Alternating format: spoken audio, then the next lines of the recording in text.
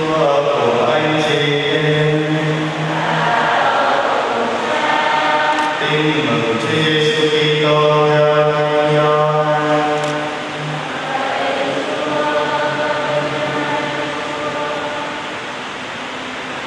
Anh em đừng sao xuyến, hãy tin vào Thiên Chúa và tin vào Thầy. Trong nhà cha Thầy có nhiều chỗ ở, nếu không Thầy đã nói với anh em rồi, vì Thầy đi dọn chỗ cho anh em. Nếu Thầy đi dọn chỗ cho anh em, thì Thầy lại đến và theo anh em về với Thầy.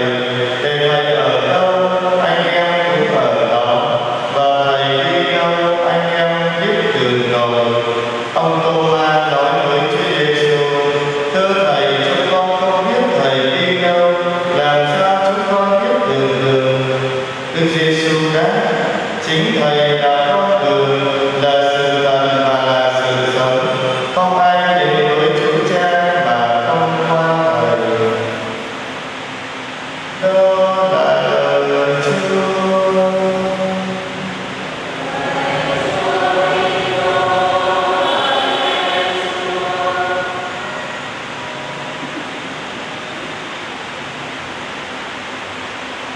Có một nhà truyền giáo tại Ấn Độ đã kể lại câu chuyện sau đây. Một hôm trên quãng đường vắng, ông thấy một người đàn bà nằm phủ phục sát đất. Đây là một cử chỉ khá quen thuộc trong những cuộc hành hương ở Ấn Độ. Sau một lúc, người đàn bà đứng dậy đi mấy bước rồi lại phủ phục trên mặt đường. Trên một quãng đường ngắn, người đàn bà phủ phục như thế đến bằng cán đàn. Thấy thế, nhà truyền giáo mới đứng lại gợi chuyện. Ông hỏi: Bà đi về đâu rồi? Người đàn bà giơ tay chỉ về hướng đi về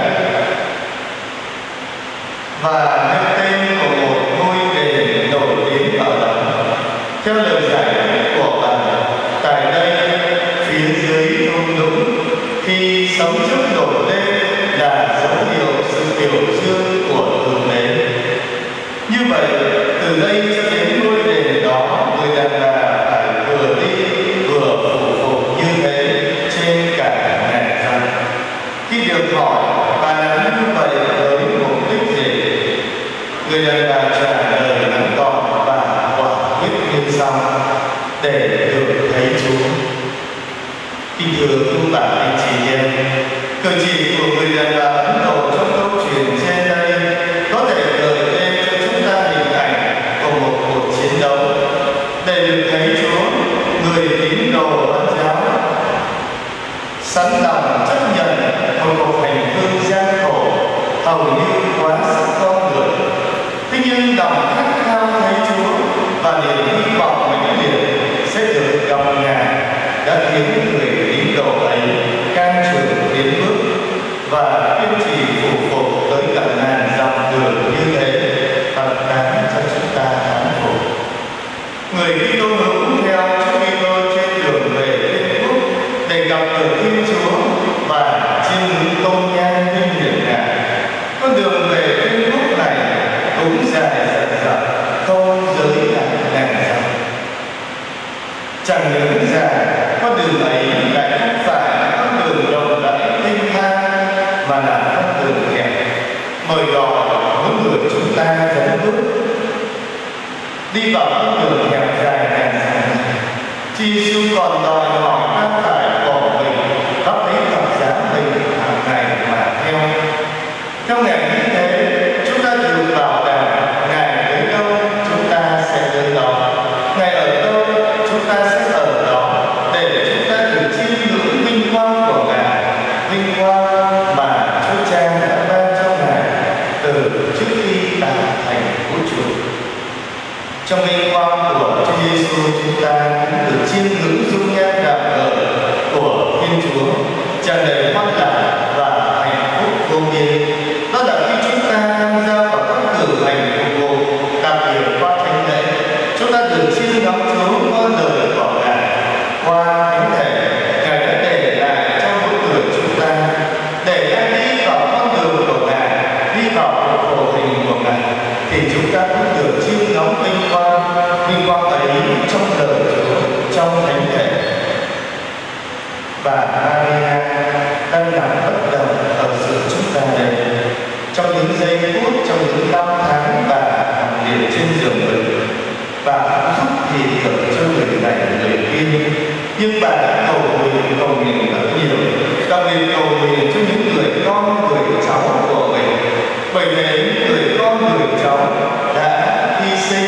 đã đóng góp, đã chia sẻ cùng với giáo xứ và đã tham gia những sinh hoạt chung như là giám thị viên, như là hội ngày hội viên trong giáo xứ. Điều đó cũng nói lên tấm lòng và gương mẫu của bà Maria. Bà đã khao khát được ở với Chúa và khao khát cho những người con, người cháu của mình được ở với Chúa, được gắn bó gần gũi với Chúa mỗi ngày.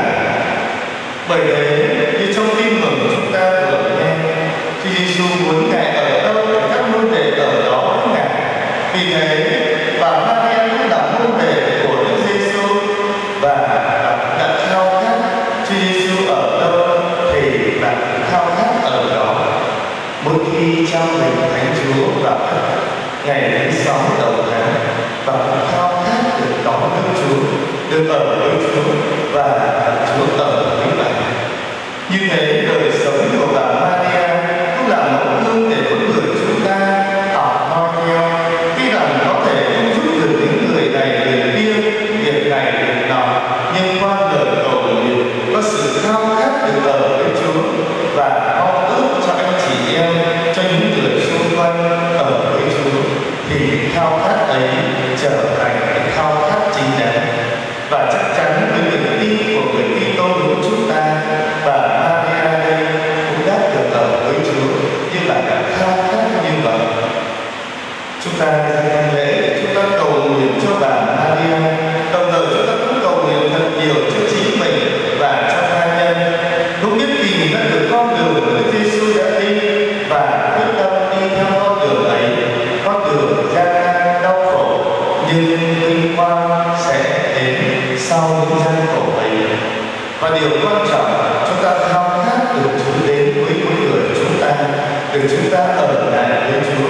Đó là khao khát mà Chúa Giêsu muốn đặt để lên mỗi người chúng ta. Nguyện xin Chúa cho mỗi người chúng ta luôn luôn cảm nhận được lời Chúa và thánh thể, để chúng ta luôn luôn đón lúc Ngài và trong cuộc sống